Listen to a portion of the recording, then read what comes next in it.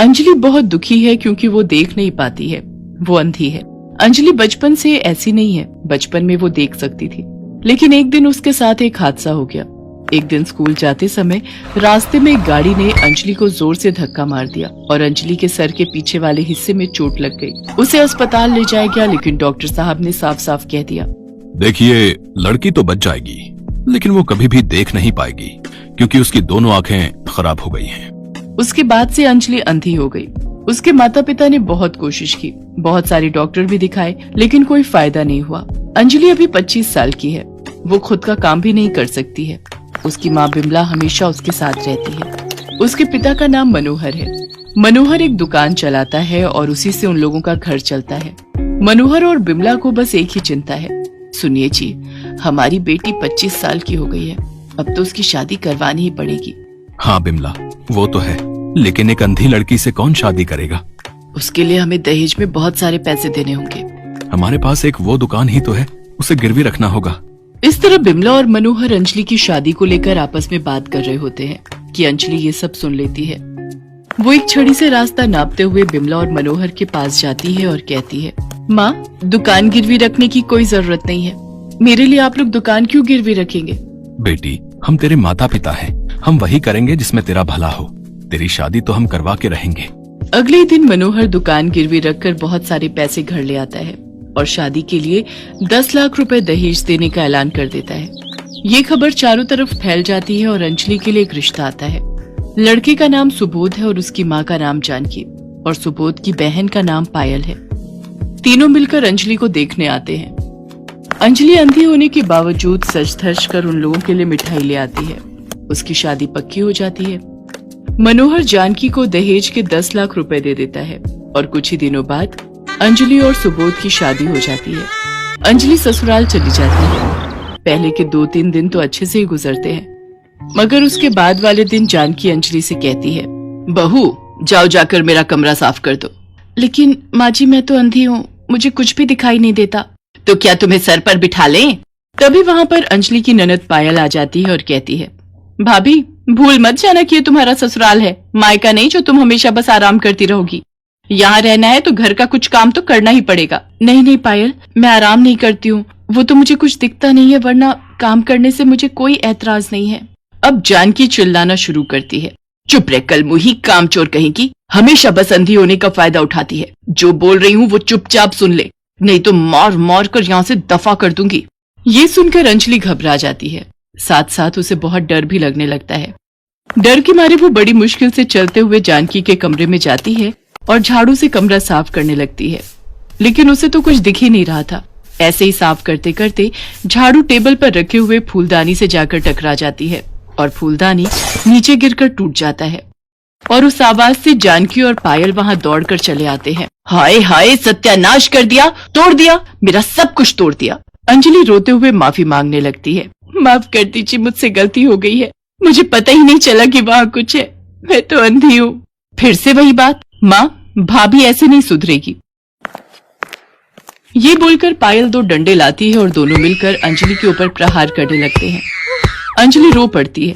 उसी रात को जब सुबोध घर लौटता है तब अंजलि उसे सब कुछ बताती है। ये सुनकर सुबोध अपनी माँ और बहन को ही सपोर्ट करता है। अंजलि समझ जाती है कि ये लोग ऐसे ही हैं। उसके बाद से हर रोज अंजलि के ऊपर अत्याचार चलता रहता है। कुछ दिन बाद सुबोध जानकी से कहता है, माँ, आपने दहेज के लिए शादी करने को बोला, मैंने कर लिया, मगर मैं नंदिनी से प्यार करता हूँ, मैं उससे शादी करना चाहता हूँ। माँ, मुझे पता है बेटा, मगर उसके पहले इस अंजलि का कुछ करना पड़ेगा। मेरे पास एक आइडिया है माँ। पायल आइडिया बताती है और सभी वो करने के लिए राजी हो जाते हैं। अगले दिन सुबोध अंजलि को एक अच्छे आंखों के डॉक्टर के पास ले जाने के बहाने घर से दूर ले जाता है। वो अंजलि को लेकर एक जंगल में पहुंच जाता है। घना जंगल, चारों तरफ कोई नहीं है। अंजलि को कुछ अजीब सा लगता है। वो कहती है, ये तुम मुझे कहाँ ले आए हो? आसपास और कोई इंसान नहीं है क्या? हाँ है ना, तुम चिंता मत करो अंजलि, आज ही तुम्हारी आंखें बिल्कुल ठीक हो जाएंगी, तुम फिर से देख पाओगी। तुम यहीं पर रुको, मैं अभी आता हूँ, ठीक है? ये बोलकर सुबोध वहाँ से चला जाता है। अंजलि अकेली जंगल के बीचों बीच खड़ी रहती है। शाम हो जाती है। बहुत इंतजार के बाद भी जब सुबोध नहीं आता है तब अंजलि सब कुछ समझ जाती है और वो रोने लगती है। हे भगवान, ये मेरे साथ क्या हो रहा है? क्यों हो रहा है? मुझे पता है मेरे पति मुझे यहाँ छोड़कर भाग गया है। मैं अंधी हूँ, उसमें मेरी क्या गलती है? तभी वहां पर एक बूढ़ी औरत आ जाती है और अंजलि से कहती है, बेटी, तुम्हारे पास कुछ खाने को मिलेगा? मैंने 2 दिन से कुछ नहीं खाया। अंजलि के पास सिर्फ 2 बिस्कुट थे। बूढ़ी औरत की दर्द भरी आवाज सुनकर अंजलि को दया आती है और वो 2 बिस्कुट उस औरत को दे देती है और अचानक से एक चमत्कार हो जाता है। वो बूढ़ी औरत जंगल की देवी में बदल जाती है। अंजलि, मैं इस जंगल की देवी हूँ। मैं बूढ़ी औरत के रूप में तेरी परीक्षा ले रही थी। तूने सब कुछ खो दिया है। तेरे पास सिर्फ 2 बिस्किट थे और वो भी तूने मुझे दे दिया। मैं प्रसन्न हूँ। बोल, तुझे क्या चाहिए? देवी, मैं अंधी हूँ। दया करके मेरी आंखों की रोशनी मुझे लौटा दीजिए। जंगल की देवी अपनी जादुई शक्ति से एक जादुई चश्मा लाती हैं। अंजलि, ये जादुई चश्मा है। इसे पहनते ही तुझे फिर से सब कुछ दिखाई देने लगेगा। अंजलि उस जादुई चश्मे को पहन लेती है और उसे सब कुछ दिखाई देने लगता है। पेड़, पौधे, आसमान, जमीन, सब कुछ। अंजलि खुशी से झूम उठती है। जंगल की देवी, आपका बहुत बहुत धन्यवाद। मुझे सब कुछ दिख रहा है। इतनी खुशी मुझे जिंदगी में कभी नहीं मिली। अंजलि जंगल की देवी को धन्यवाद देकर वहां से चली जाती है।